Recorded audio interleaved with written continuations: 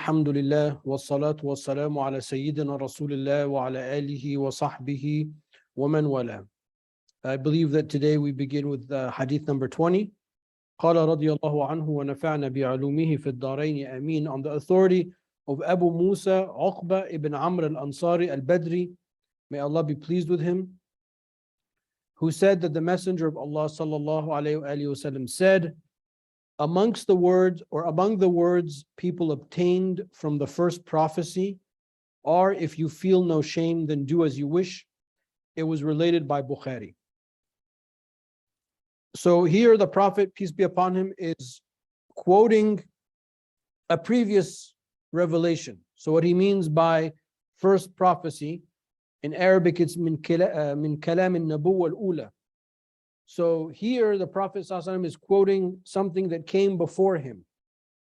And that's something that is important for us to pause on, because as we know, we believe in all of the previous prophets and we believe in all of the previous revelations. I hope everyone knows that. And we also believe that those revelations are not necessarily preserved. But that does not mean that we cannot benefit from those previous revelations. So the early community, there were Sahaba and there were Tabi'een, there were the first two generations that were Jewish and Christian converts. So there were people that could read the Hebrew and could read Syriac, and there were Sahaba that the Prophet ﷺ had given permission to read, the Torah and read the Quran. One day they would read one day they would read another, etc. So how do we take from another system or another religion or another book? That's maybe what's important for us to know, is that as long as it does not contradict a principle upon which Islam is built, like these hadith are principal hadith. So we're not going to take some sort of text from the gospel that talks about Christ being crucified, because we don't believe in the crucifixion of Christ. We believe وَمَا صَلِبُوهُ وَمَا صَلَبُوهُ وَمَا قَتَلُوهُ وَلَكِنْ شُبِّهَ لَهُم. So we wouldn't take something like that. But if you find these statements, whether it be in the Psalms, the Psalms are the Zabur of Dawood alayhi salam. The first 5 books of the Hebrew Bible are the Tanakh, or the books of Moses. Suhuf Ibrahim wa Musa, this is the Suhuf of Musa. So if you find statements in those or sentiments in those that are wisdoms like this, and they're not contradictory to our faith tradition, and they do not call for an act of worship, because we only are allowed to worship in our system of worship, then we can accept that. And that's why there were many of the ulama of the past that would quote from and take from other, not just scripture, but other philosophical writings. And that's something that unfortunately we lost. The ulama today are not necessarily that well versed as they should be, largely because of the limitation of language. To be able to do that, you really need to study these ancient languages, or you need to at least study the European languages so you have access to them. But if you only learn in Arabic, or you only learn in Farsi, or you only learn in Urdu, then you're going to be much limited. However, the ulama in the past, they read, they understood, they translated frequently. I remember when I was writing my master's thesis, I was a part of my master's thesis dealt with Mustafa Sabri, who was the last Sheikh al-Islam of the Ottoman Empire. Thank you. Who was the last Sheikh al-Islam of the Ottoman Empire. And I was blown away, because he was quoting from Descartes and Kant, and I was like, oh, I guess I got to go read Descartes and Kant and brush up on my philosophy, and I had forgotten. But I had to study that stuff as general education. But this is because of the Ottoman Empire and where and when it was, he had access to those things. So you find ulama like that. So don't be surprised that here the Prophet ﷺ is quoting. The Quran itself quotes from other scriptures. Allah Ta'ala says, وَمِنْ أَجْلِ ذَلِكَ كَتَبْنَا عَلَى بَنِي إِسْرَائِيلَ أَنْ مَنْ قَتَلَ نَفْسًا بِغَيْرِ نَفْسٍ أَوْ فَسَادٍ فِي الْأَرْضِ فَكَأَنَّمَا قَتَلَ النَّاسَ جَمِيعًا وَمَنْ أَحْيَاهَا فَكَأَنَّمَا أَحْيَا النَّاسَ جَمِيعًا. Allah Ta'ala says, in describing the incident of Cain and Abel, in the next verse, Allah says, and because of this, we have written for the people of Israel, that whoever saves a soul is as if they have saved all of humanity, and whoever kills a soul unjustly is as if they have killed all of humanity, and whoever has saved a soul as if they have saved all of humanity. This is a verse from the Talmud. So Allah Ta'ala is quoting himself, and therefore that's in the Quran itself. So don't be surprised that this is for us very normal. It would be very normal for a Muslim to read a sentiment of the Buddha, or to read a psalm of David, or to read the writings of Zarathustra and find in it meaning for their own life. As long as it doesn't contradict our first principles, there's nothing wrong with that.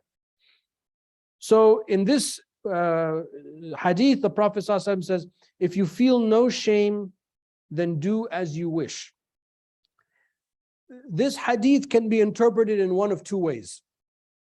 It can be interpreted as a negative, or it can be interpreted as a positive. The negative interpretation of the hadith means if somebody has reached a level in which they have no shame, then they'll do whatever they want. So from that reading of the hadith, it's negative. It's a negative statement. Like the Prophet ﷺ is saying, things can be so bad that a person will have no shame, so they'll do anything and everything. Or it can be interpreted as a positive. If you are about to engage in something and you feel no shame in what you're about to engage in, then it's a sign that it's permissible. So we'll look at both of those, because these are both equally how the ulama understood the hadith. But before we understand that, we need to understand what shame is. Right? The Prophet ﷺ said, إِذَا لَمْ تَسْتَحِ, if you have no shame. Shame, to make things more complicated, there can be positive shame and there can also be negative shame. But shame, the positive kind of shame, are two kinds. There is the shame that is natural. There are certain things that you would be embarrassed for someone to see or to hear about you. And we all have a level of that. It's just natural.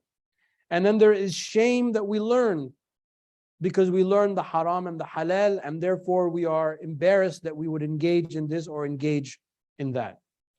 But basically the shame that is referenced here, the word shame is a negative word in English. It's a negative word in the modern culture. But in the Islamic context, it's something that's praised. The Prophet ﷺ said that haya, having modesty, from which the word shame comes from, is one of the branches of faith, shu'ab al-iman. So for us, it's a value, it's a virtue. It means that I don't want to expose myself, that I don't want to openly engage in the haram, that I don't want to see somebody else engage in the haram, that I don't want to hurt somebody's feelings, just like I don't want my feelings to be hurt, etc. So it is an awareness. The shame in Islam, the virtue of shame for us, is an extension of your awareness that God is watching you. So if you know that Allah Ta'ala is watching, then you'd be embarrassed to do this, that, or the other thing. That's what it means. It doesn't mean making somebody feel bad because of how they look, or how they're dressed. That's sort of what it's become in the modern world, but that's not what the Prophet ﷺ is talking about. He's saying in the negative reading of the hadith, if you have none of that, if you have no awareness that Allah is watching you, if you have no awareness that there's haram and halal, if you have no moral virtue whatsoever, then you're going to do anything that you want to do. And that reading of the hadith is true, because we see there are people like that. There are people that are lewd, rude, amoral, and they are open about it. They are open about their exploits. They're open about the wrong things that they do, and they feel no shame in that. Whereas we feel shame as Muslims, like, I don't want you guys to know my sins, just like I'm sure you don't want me to know your sins. We would be embarrassed if we knew about those things, even though we're weak and we're human, so on and so forth. So that's the negative reading of the hadith. The positive, and there's virtue in the negative reading of the hadith, because it reminds us that shame as an extension of modesty is a virtue. The Prophet ﷺ was modest.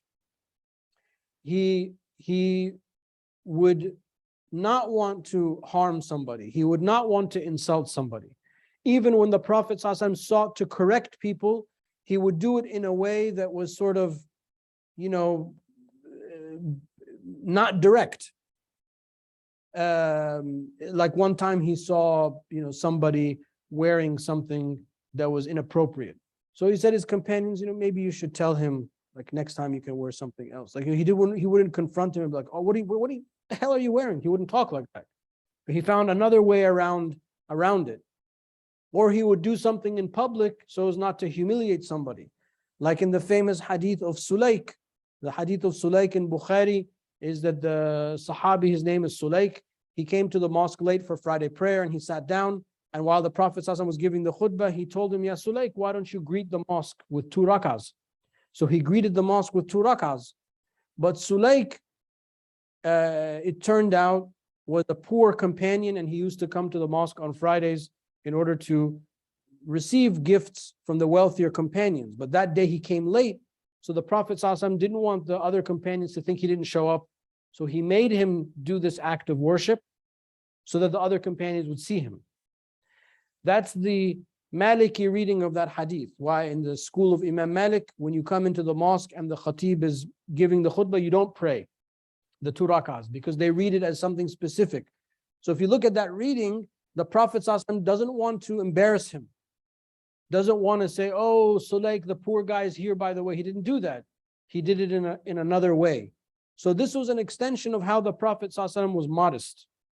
And his face would turn red if something happened that was inappropriate, so on and so forth. And all of the Prophet's injunctions about lowering the gaze and not being makan faddan, he was not lewd in his speech, but he was gentle in his speech, sallallahu alayhi wa sallam. So when you hear the word modesty or shame, those are the things that we should be thinking about, not the way that we use it in modern English, which sort of, I think, lost a lot of that meaning.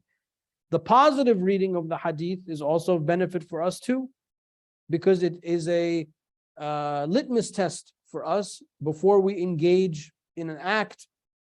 In business, they say, if what you're going to do, if you're comfortable about it being reported in the Wall Street Journal, I don't know if they use this anymore, but when I was, maybe that dates me because no one reads newspapers anymore, but that's what they used to say. If what you're about to do, this business transaction, was written about in the Wall Street Journal tomorrow, would you be embarrassed or not? Meaning if it was public, it's the same exact thing. So if you're thinking, yeah, I would be fine with that, that's just I got lucky or something like that, then the Prophet ﷺ is saying that this is a sign that you can engage in that act. But if you're like, well, no, I don't want anyone to know about what I'm about to do, then that's probably a sign that you shouldn't do it.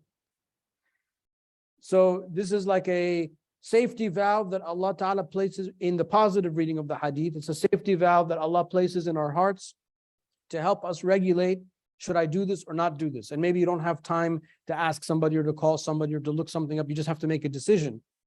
If you're going out with friends or if you're about to engage in this with your neighbors, or whatever the scenario is, this is something that you can fall back on. Well, do I feel any shame if the rest of my community and family know about this? If you do feel shame, then you probably shouldn't do it. If you feel no shame in doing that, then it's okay that you do it.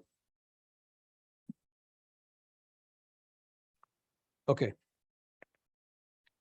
Hadith 21, on the authority of Abu Amr, and he's also given as Abu Amra, Sufyan ibn Abdullah, may Allah be pleased with him, who said, I said, O Messenger of Allah, tell me something about Islam which I can ask of no one but you.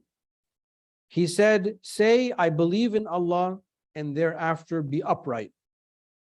قُلْ آمَنْتُ بِاللَّهِ ثُمَّ اسْتَقِمْ. It was related by Muslim. Again, very short, but very deep words. The advice that the Prophet ﷺ gave the Sahabi was to say that you believe and to be upright. Al-istiqama, being upright, is a sign of sainthood. It is the sign of sainthood in Islam. The mark of the saint is the person who is upright, consistent, thorough in their devotional works to Allah subhanahu wa ta'ala. If you wrote like a definition of the saint in Islam, that's the definition. So here, even though the advice sounds simple, it's deeper than that. Because how can you be upright in your belief without your belief wavering? How can you be upright in your prayer without your prayer being deficient? How can you be upright in your fasting without your fasting be deficient? That can only happen through God's grace, through Allah's tawfiq. If Allah bestows that grace upon you, you will be upright. You can't plan. We all want to be upright and consistent, but things happen. So the person that is consistent in the prayer and the fasting and the so on and so forth, of course, in this hadith, I'm sort of digressing. The Prophet ﷺ is only talking about just belief, being upright, say, I believe in Allah, and being firm in that belief, moving forward. If you are steadfast and upright with your belief moving forward, then that means that Allah Ta'ala's grace has touched you.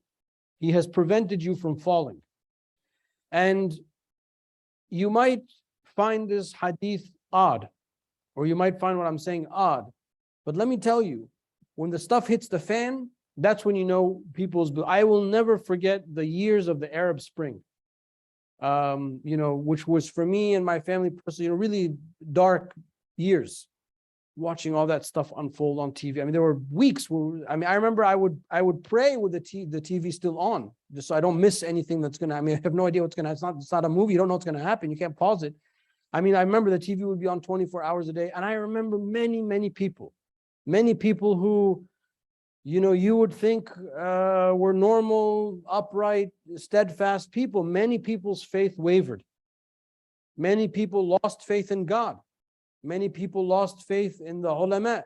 Many people lost faith in the context of Egypt, in our institutions like Al-Azhar and the Ifta office, so on and so on. And it's not just Egypt. There was all these other countries, Libya, which is still split in half, Yemen, Syria, which is God knows where it's going, so on and so forth. But I remember during that time, it's when I understood all of the hadith about the fitna, because in my life, I had never experienced anything like that before. Everything seemed to be just sort of status quo. But when I saw that, you can see there are some people who, unfortunately, they're not steadfast. So being steadfast in your belief, having it unshakable, no matter what, that's a sign that Allah Ta'ala, it's a sign of hidayah. It's a sign that Allah Ta'ala has guided you. And usually this shows itself when there are difficult moments. There could be that's one example. There could be personal tragedy. So there could be people who lose their faith because there's a tragedy in the family, some kind of calamity, some kind of accident, financial accident, or health scare, or something like that. And people lose their faith. If you're attending the hikam on Wednesday, the first hikmah that Ibn Ata'illah mentions is, he says, من علامات الاعتماد على العمل نقصان الرجاء عند وجود الزلل. The sign that you rely on your actions is that you give up hope when bad things happen. Meaning that your reliance is supposed to be on God, not on your actions. How do you know that you're relying on God or relying on your actions? When something bad happens, that's when you're going to be able to test it. It's easy to say it, but how do you test it? You test it by, life will test it for you. When something bad happens, that you'll see. So the person here that the Prophet ﷺ is talking about is the person who, it doesn't matter what happens, they're always going to pray 5 times a day. They're always going to fast the month of Ramadan. They're never going to waver in their belief. You'll never hear them say, why God did you do this? Why God did you do that? But when something bad happens, they say, Inna lillahi inna ilayhi raji'un. La hawla wa la quwwata illa billahi al-aliyyil azim. Because that faith is inside them. So this hadith, this is why it's included in this book, because this is a pillar of the faith. This is a first principle that we are to believe and be steadfast. I think a couple classes ago, I talked to you about crisis of faith. Was that last class? That wasn't last class. You don't come all the time. That's why you don't remember. And everyone else is asleep. Well, it's okay. So that means I can repeat it. It doesn't matter. Didn't I tell you about the former Archbishop of Canterbury and the crisis of faith? Yeah, right. Okay, so you guys remember. So, we don't, alhamdulillah, we don't have that kind of tradition in Islam. We have other things, but we don't have that. We don't have a thing where Muslims are, they lost faith in Allah. It can happen to some people, but it's not an overarching tradition, because we have faith that is firm. And then this hadith reminds us of the importance of maintaining that faith and maintaining that firmness on that faith. Okay, Hadith 22, on the authority of Abu Abdullah Jabir, the son of Abdullah al-Ansari radiallahu anhuma. A man asked the Messenger of Allah sallallahu alayhi wasallam, do you think that if I perform the obligatory prayers, fast Ramadan, treat as lawful that which is lawful, and treat as forbidden that which is forbidden, and do nothing further, shall I enter paradise? And he said, yes. It was related by Muslim.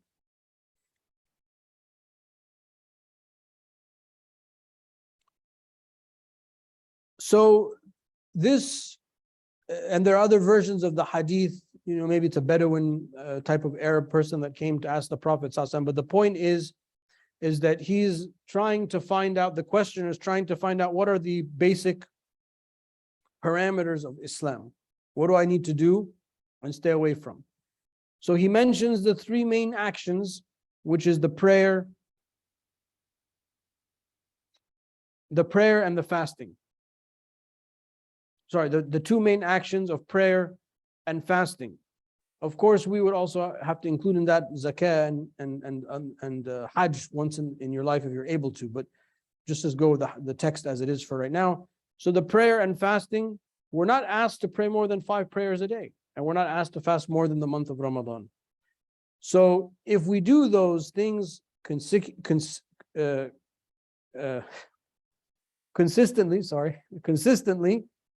then we are given paradise, right? There's nothing else. But the last part of the hadith is the most important part of the hadith. Do we keep the halal as halal and the haram as haram or not? This is one of the big problems of the Muslims today, is that a lot of Muslims want to change the halal to the haram and the haram to the halal. And that's very, very dangerous. Because here the man is saying, I treat as lawful what is lawful and what is forbidden as forbidden. So whatever is halal is halal. You can't change that. You can't make the halal haram. So people that, my God, look at all the stuff that we grew up, we're told that was haram, that turned out to not be haram.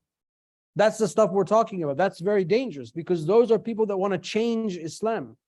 So people that say like the Mawlid is haram, music is haram, birthdays are haram. What else? Saying hi to non-Muslims are haram. All that nonsense that we grew up with, those are halal things that they change into the haram. So that's dangerous. The Prophet ﷺ was talking about, this is the person that does this is going to go to paradise. But then the other side of it is also true. People that want to make haram things halal. So the people that say hijab is not in the Quran, there's no tahrim of alcohol in the Quran, it's okay if you have a little bit of whiskey, it's okay, it's only the wine that's haram. All that's also nonsense. So rather, what we are supposed to say is, look, this act is haram, but I'm weak towards this act. But never say this act is not haram, or that this act is not halal. This act is halal, but I don't feel comfortable doing it. Okay, fine. Because what the man is saying, I will treat as lawful what is lawful and treat as forbidden what is forbidden. Meaning I will maintain those classifications. I'm not going to change them. Now you might fall into the haram and then you make tawbah. That happens. Kul ibn Adam khata' wa khayrul khata'in at-tawwabun. All of the children of Adam sin, and the best of sinners are those that constantly return to Allah in tawbah. But it's extremely, extremely, extremely dangerous that people that take the halal and make it haram and take the haram and make it halal. That's one of the problems that we have today. Those are two ends of the spectrum. And that's something that we must be aware of. And how do we stay away from that? By asking, وَاسْأَلُوا أَهْلَ الذِّكْرِ إِن كُنتُمْ لَا تَعْلَمُونَ. Ask people that know if you don't know. So make the effort to know. Every so often I try to follow some of these I don't know what they're called, but these like Islam figures on social media. And it's I would hate to just run my mouth like that, all that nonsense that they spew. Not that I'm but I don't answer a question unless I know the answer to it. or unless I've researched it. But I don't just go, blah, blah, blah, blah, just, haram, halal. Because what you're doing is you're going to fall out of this hadith. You're going to end up making the halal haram and the haram halal. It's not our deen, it's the deen of Allah subhanahu wa ta'ala. So if something is permissible, you have an obligation to say that it's permissible. Maybe you don't feel comfortable. There are people that don't like to do the mawlid. I don't know why, but let's say that because I have a moral problem with that. If you don't celebrate the Prophet sallallahu alaihi wasallam, I mean, your faith is in question. But anyway, let's say there are people I don't feel comfortable attending the mawlid at the masjid.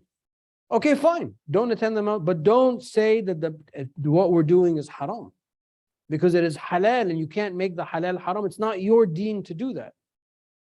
And the sister who's struggling with the hijab, struggle with the hijab. You'll go to paradise with that struggle, but don't say that the hijab is not in the Quran because I saw Dr. so-and-so on YouTube say this, or Sheikh Fulan.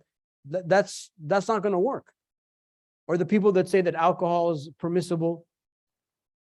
I'm sure you guys have heard of these arguments. I don't want to re-narrate these arguments, but it's all based on this mistranslation of this word nabidh. Nabidh in the Arab, I guess I'm going to narrate it, but the word nabidh in Arabic, if you talk to an Arab now, what is nabidh? They'll say wine. But nabidh at the time of the Prophet ﷺ is when you take water and you put it in a bowl and then you put fruits in the water.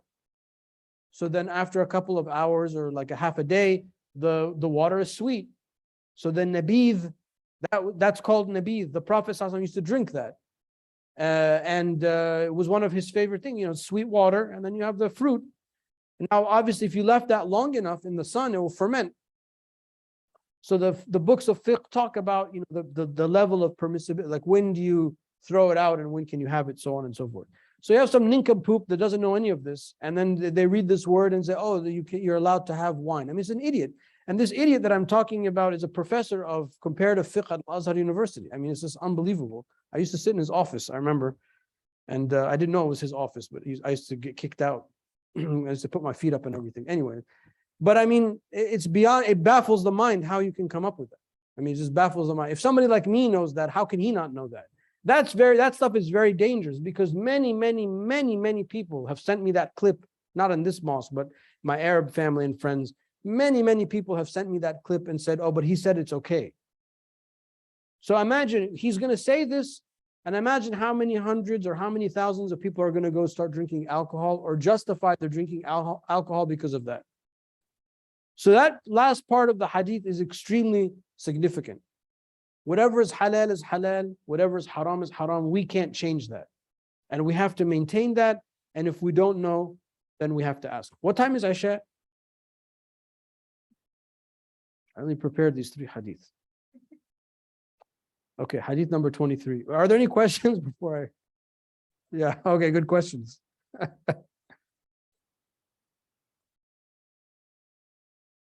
Who are you? This is your first time coming? Okay. I'm just asking because I don't recognize. That's fine.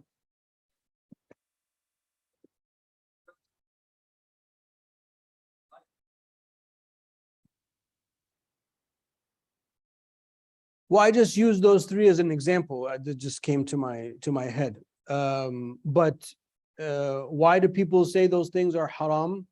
Because there are two reasons. One reason is there's this sentiment that if something did not happen at the time of the Prophet ﷺ and the Salaf, then we are not able to engage in that now. And they term this a bid'ah. But that's not, were you here in the beginning of the book? Okay. So in the beginning, the hadith number.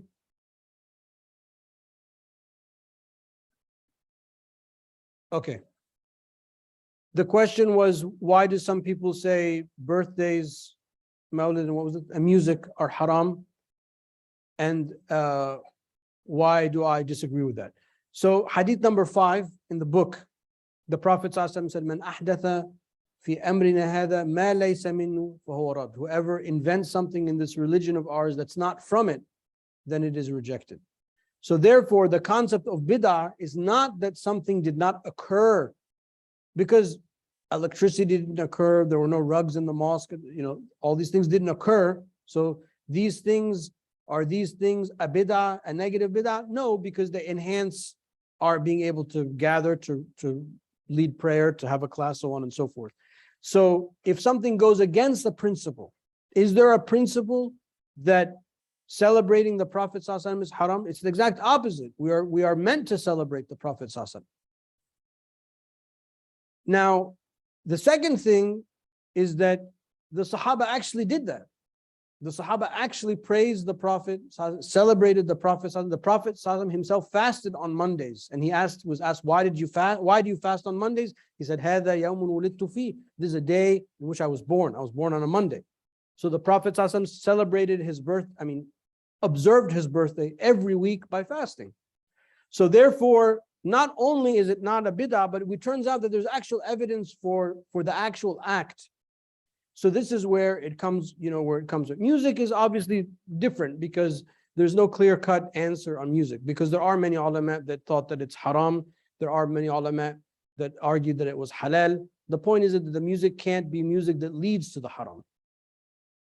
And of course, I follow the opinion that the musical instruments are not prohibited.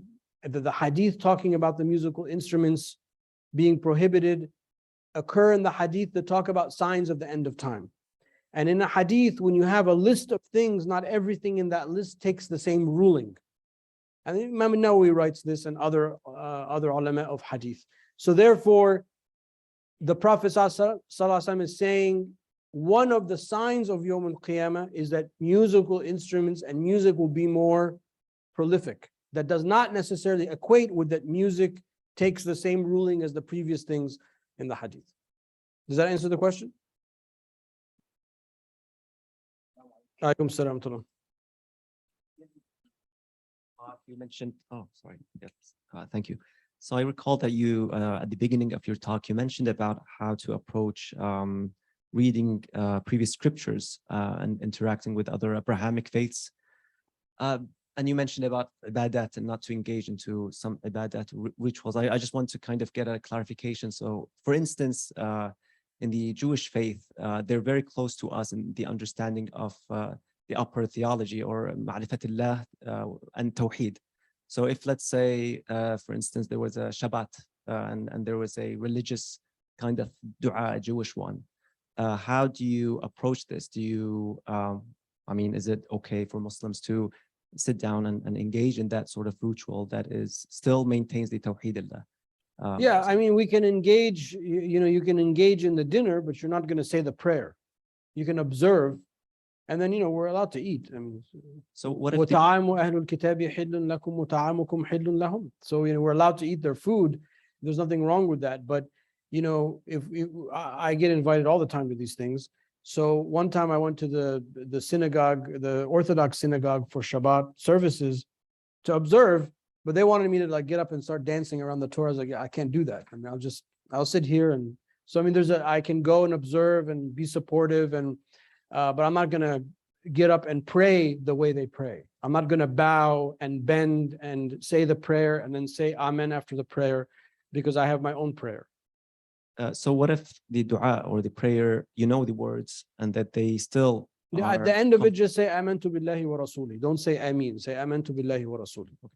And this extends to other monotheistic faiths, because I've kind of been invited to it sounds like rituals and of native tribes and in other countries where they maintain monotheistic traditions, monotheism. And so the issue is not of monotheism. That's not true. Monotheism is important, of course, because we believe in Tawheed, but we are not allowed to engage in an act that is connected to a belief that is not our belief. So any ibadah, what we would call ibadah, that belongs to another religion, we are not allowed to do that ibadah. We're only allowed to do our ibadah, but we can observe and we can be respectful and we can go and support this and that, but we cannot participate in it ourselves.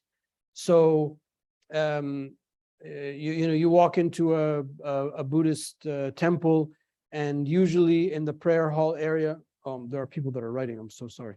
And then usually they're going to go in and they're going to make like sujood. I can't do that. I only make sujood to Allah subhanahu wa ta'ala. I'll never do that. So, but by me being there and taking off my shoes, that's how we show respect, or else I wouldn't be there in the first place. So the fact that I go, but sometimes there's this sense that everyone's got to do the same thing. Like when people come to our mosque and they want to pray with us, I tell you, don't pray with us, just sit and watch and observe. Why do you have to participate? I mean, you're not Muslim, but they still want to do that anyway, but we won't. It won't go the other way around. So you have to be very careful because it is haram. This is something that's absolutely haram. So with the interfaith services and stuff like that, you have to be very careful because they make me, sing and dance and all that kind of stuff. And I know that those things are innocent, but I have to also be careful that I have to know where the limit is, where the line is. So thank you. For us.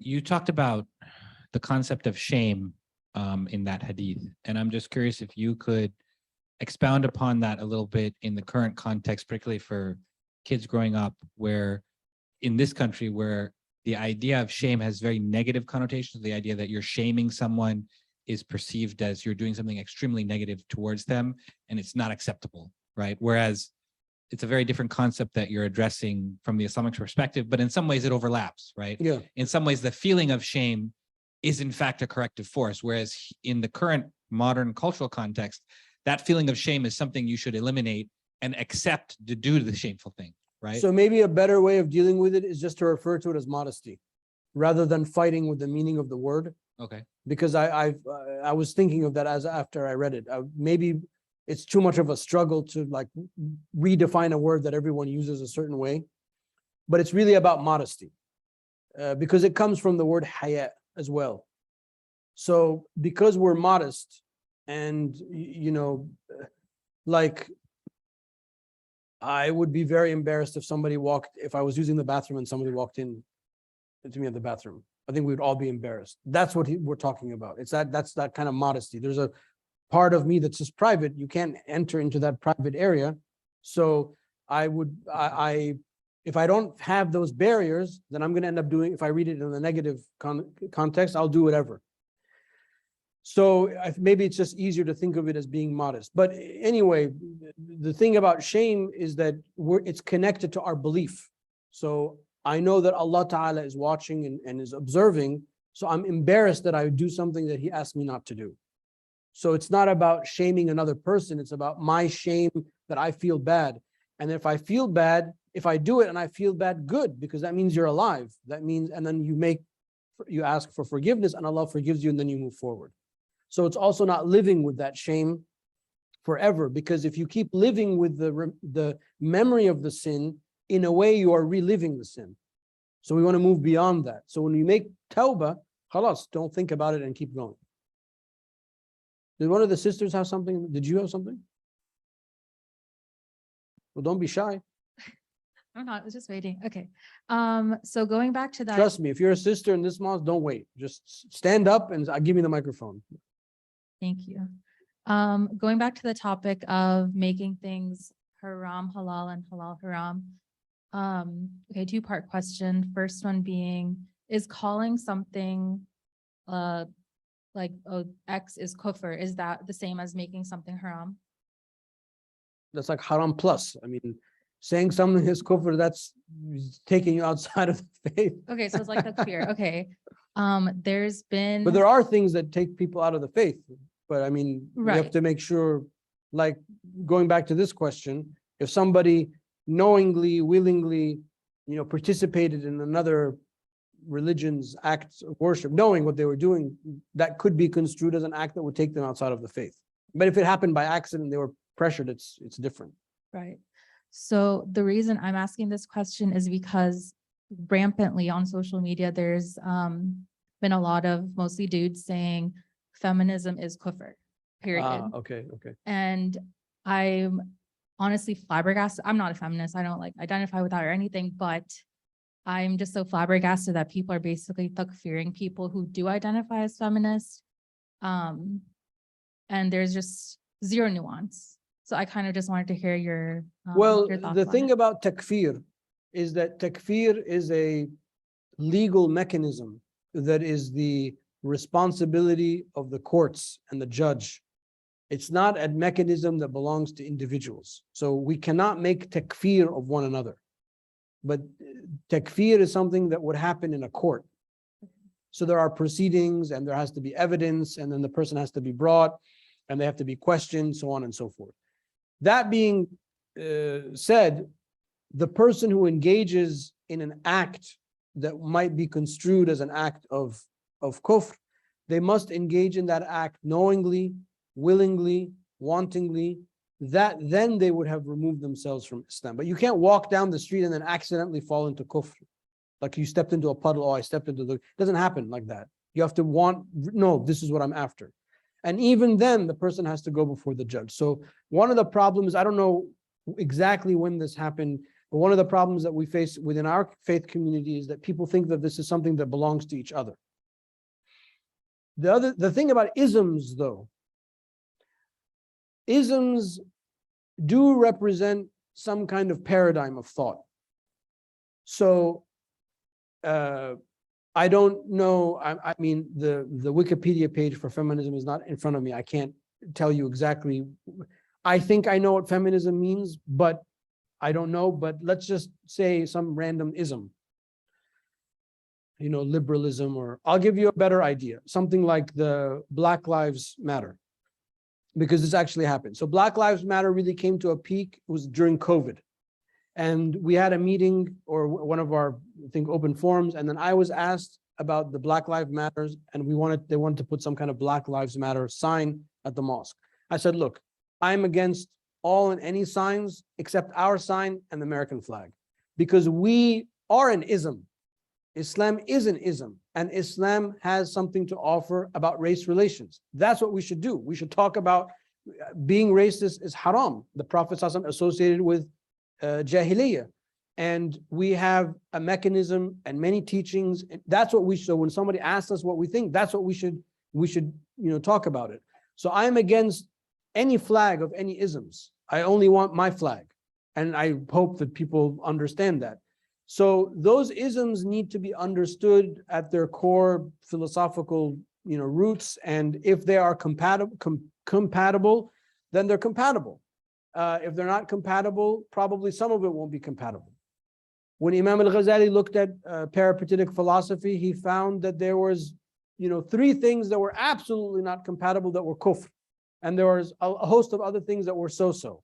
So you have to be nuanced. It's not black or white. I think what people are referring to in those statements, not that I'm defending anybody, is I think that they're referring to the manifestations of what they see happening in the name of feminism, or in the name of this ism or that ism. I don't think they actually, understand what that thing is. So that would be my response to that. Does that help you?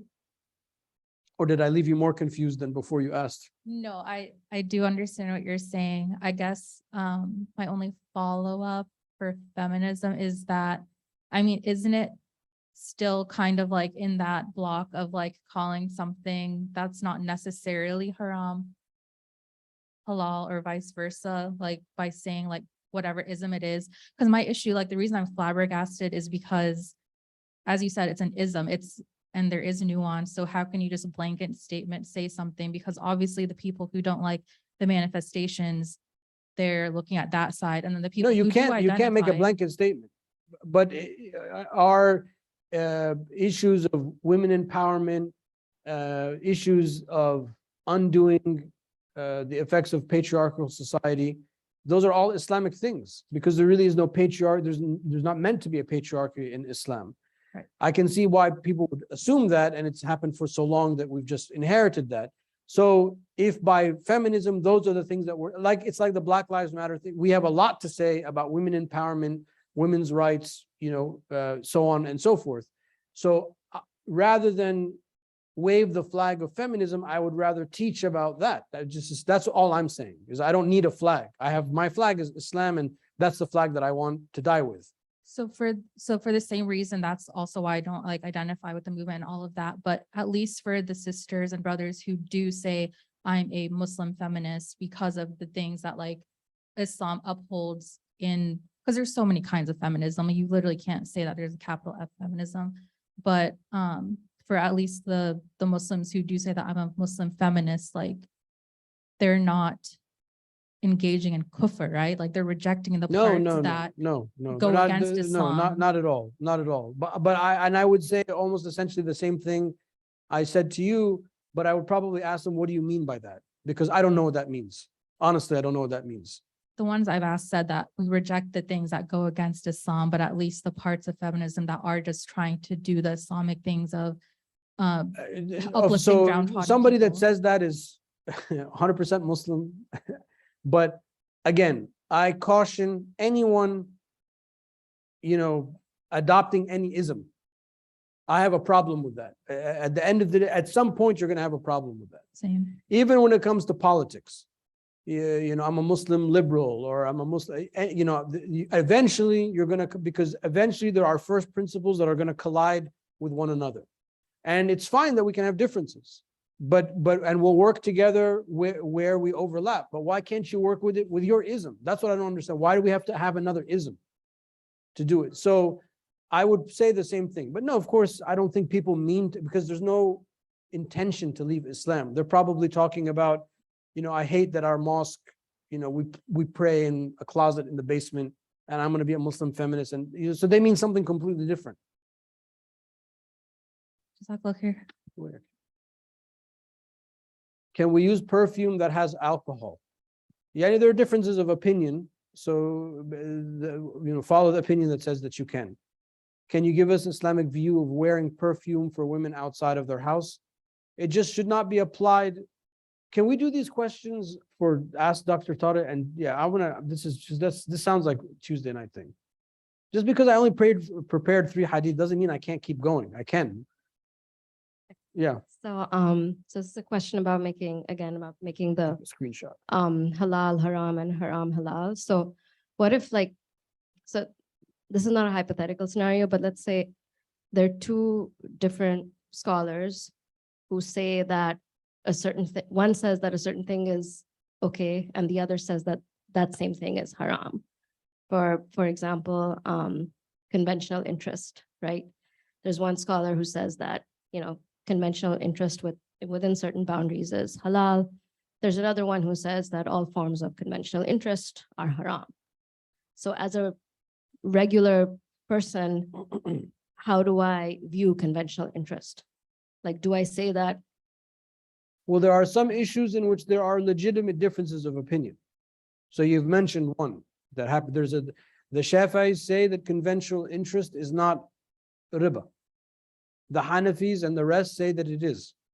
And that goes back to a jurisprudence argument about what is the reason behind the haram ruling of riba.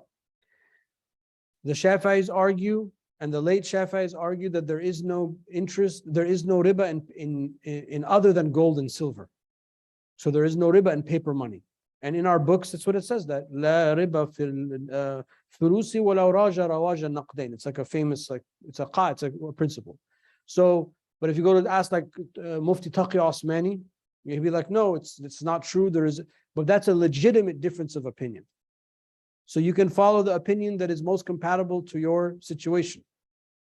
No one in the history of Islam has ever said that celebrating the birthday of the Prophet ﷺ is a bid'ah. No one, ever, except one person. So there's no legitimate difference of opinion in that. That's why I mentioned that example specifically. If there's a legitimate difference of opinion, then we respect the differences of opinion. We know that there are many issues in which there are differences of opinion. Which one should you follow? If you have no, what was the hadith? If you feel no shame, then follow the one that you want. So that's another thing, right? It's like I've grown up hearing that the conventional interest is riba, right? So like the example that you said, right? We've grown up hearing that, certain, like Islam seems patriarchal, right? But that's because it's just, and that's not true, but it's because we've just, we've grown up hearing that. So I don't know whether to trust myself, like that. I mean, personally, I feel uncomfortable with the idea of conventional interest. But I guess, and so, like the mortgage that I've taken out is like a guidance residential, like it's a quote unquote Islamic So if you mortgage, don't right? feel comfortable, then don't do it. But if you don't rely on yourself, ask somebody that you can trust or that you do trust to guide you. Just like you would in any area in which you need expert advice. This is just one of those issues in which there will be a difference of opinion because it's not a clear cut. Both opinions are argued, correctly. One just happens to be more compatible with the modern world, but that's just by accident. It's not about that.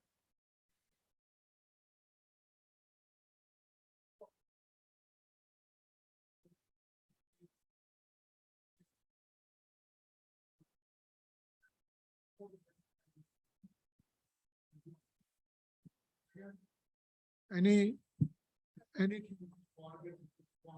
as a penalty, but alcohol doesn't have a penalty.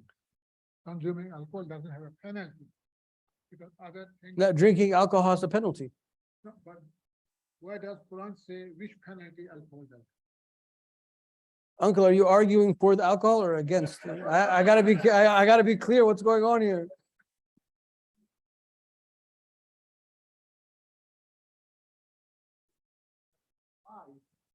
The penalty, the hadd for alcohol is from the hadith.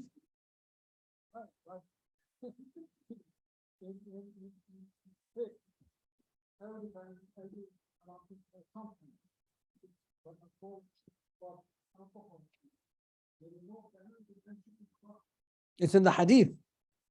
Yeah.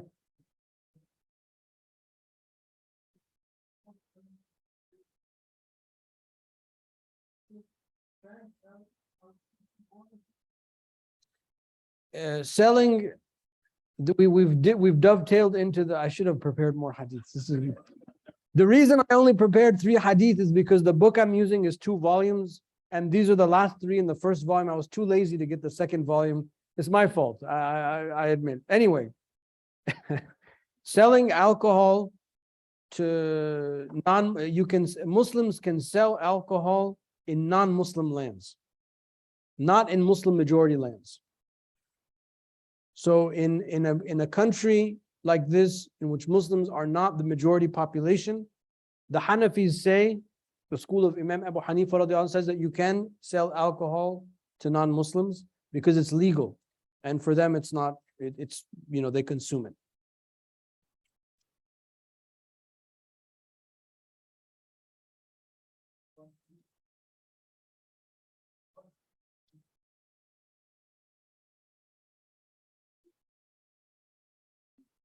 Yeah, as a matter of fact, just this last week, I was dealing with a situation in which I had a sister reach out to me not from here, from another state.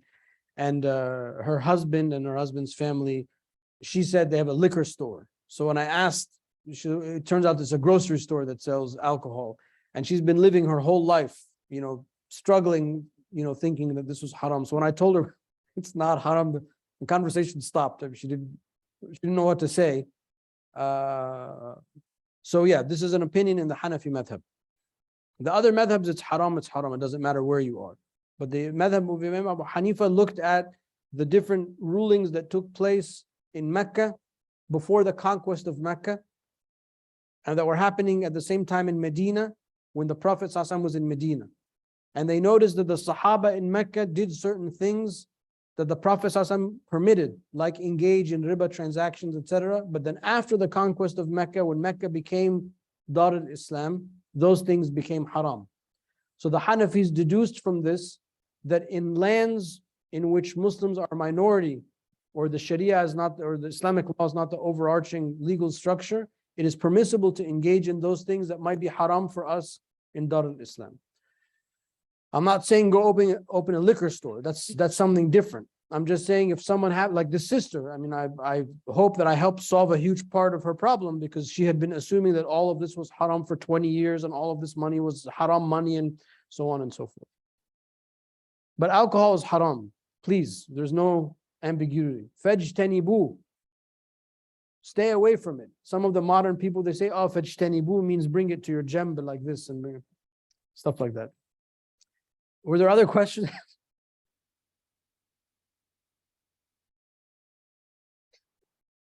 قل فيهما إثم كبير. That's what Dr. Dean was saying. So there's good and there's bad, but the bad outweighs the good.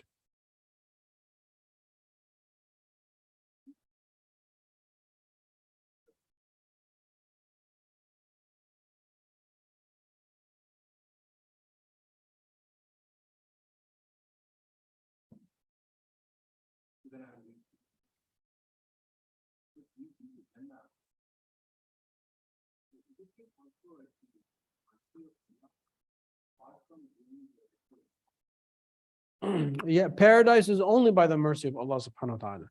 But the man is asking, is this all that's required of us to live an upright life by which we will be saved, inshallah, yawm al-qiyamah? But at the end, of course, only Allah's mercy will enter us into paradise. Because there will be people that don't do any of this, that do even less than this, and they'll enter into the paradise. And there are people that will, pray and fast and this and that, and then for whatever reason they've done haram things, and they'll be taken into account. May Allah Ta'ala protect us. So yes, of course, it's the mercy of Allah Subhanahu wa Ta'ala that we always in our personal relationship with Allah Subhanahu wa Ta'ala, we are reminding ourselves that Allah is the most merciful, the most compassionate. And we pray, we don't want to be taken, we don't want to see our deeds. Just forgive us for everything and enter us into the paradise. There's just one or two questions here that are pertinent. Do we know if Imam al-Nawawi has a longer list of hadith before he picked the 40? Well, Imam al-Nawawi has other books. So another book by Imam al-Nawawi is Riyadh al-Salihin. So Riyadh al-Salihin has a couple thousand hadith about a whole host of things, and it's also a reliable book that you can read. I think it's also been translated. I don't know if the translations are good, but you can look at that. As for hadith that are narrated by women companions, you can find those in the biographies of the narrators. So there are encyclopedias that are are biographies of the companions, biographies of the hadith narrators. Usually how they are classified is that there'll be a single separate volume just for the women narrators. In addition to that, Imam Naqavi is it Naqavi? Nadawi, sorry. Akram Nadawi in England, he has recently come up with a 42-volume encyclopedia of all women hadith narrators, starting with the Sahabiyat, and then each century. And I have it. It's a very useful book. So it's of course only in Arabic, but that's where you find it. The way you find who are the women that narrated is you look at the encyclopedias of the narrators. And alhamdulillah, the ulama isolated the women usually in a chapter or in a volume to make it easier to find. So that's where you will find that information.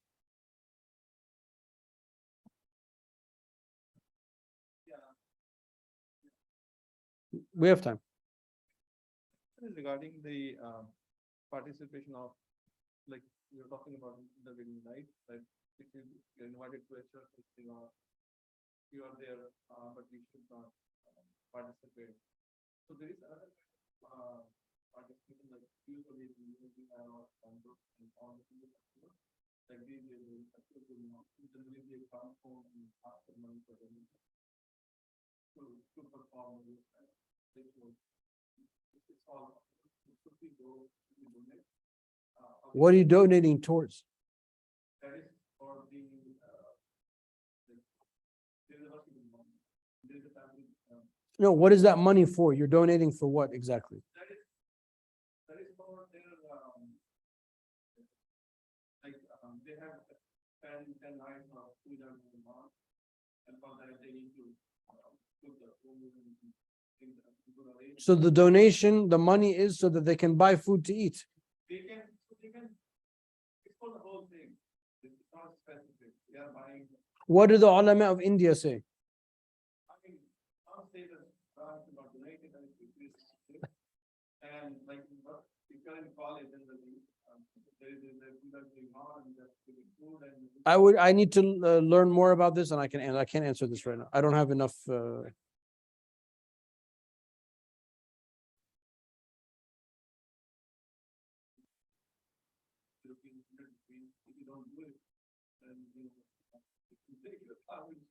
Yeah, but in that case, you're not paying for the temple, you're paying for a rite of passage. Imam al-Subki, he says, if you give somebody a bribe for something that is your right, it is not haram for you to give the bribe, but it's haram for that person to take it. So if I'm going, for example, at the Motor Vehicle Association, which is another place where happiness goes to die, and the guy is not giving me my license, even though I filled out the form and I took my picture and I paid, he's like dancing around because he wants a bribe. So I'm going to take out money and I'm going to give it to him. It's not haram for me to do that because it's my right to have my license, but it's haram for him to take it. So in this case, we would say the same thing. We say, I'm paying so I can protect my car, my property, etc., etc. And it's haram for that person, he'll face Allah subhanahu wa ta'ala with that. No, if you don't bribe the cop when you're speeding because you broke the law, you have to. Although I have a lot of funny stories about speeding, but we will talk about those after the recording stops. But the stuff in India, of course, it's more now because of the whole Hindu Veda, right nationalism. We talked about this before. So this is an unfortunate problem. Is balsamic vinegar halal? All vinegar is halal because vinegar is the process of how alcohol becomes vinegar. We can talk about that on our monthly Ask Q&A. Is it time for prayer? Any last minute burning questions?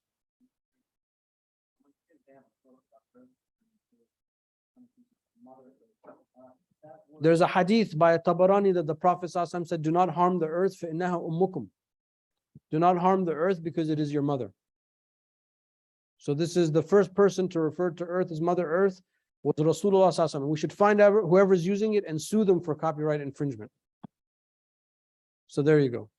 والله تعالى أعلى وأعلم وصلى اللهم على سيدنا محمد وعلى آله وصحبه وسلم. اللهم صل أفضل صلاة على أسعد مخلوقاتك سيدنا محمد وعلى آله وصحبه وسلم عدد معلوماتك ومداد كلماتك كلما ذكرك الذاكرون وغفل عن ذكره الغافلون.